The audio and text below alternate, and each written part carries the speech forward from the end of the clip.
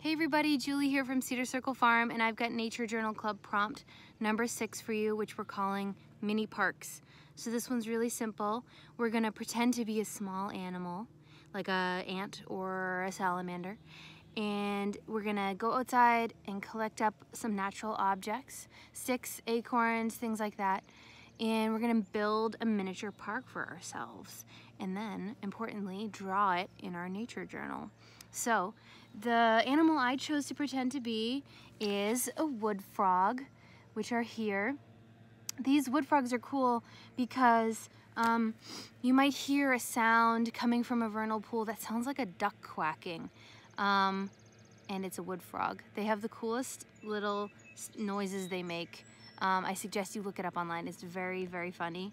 And when these wood frogs just come out of the vernal pools, they're the size of raisins. So that's what I'm pretending to be, a raisin-sized baby wood frog.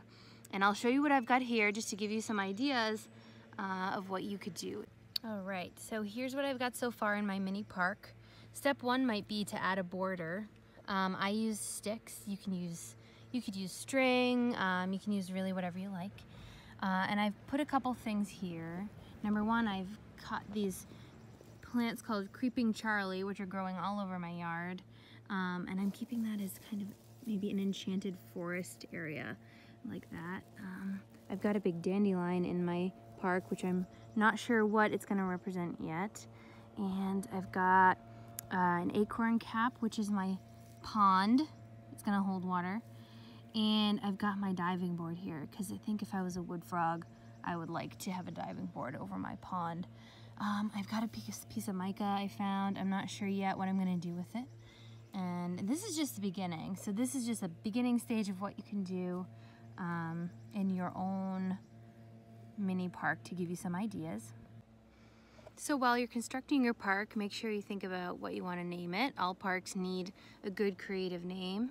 And while you're doing it, think about what would be easier, what would be an advantage of being so small, and what would be maybe harder about being so small. You know, I was thinking about how would I even get a glass of water if I was the size of a baby wood frog, but then I thought, well, if I was thirsty, maybe all I'd have to do is find a little raindrop or something, and that might be enough. So life would be different if I was so small. And think about, maybe jot down some thoughts about how life would be different if you were so small.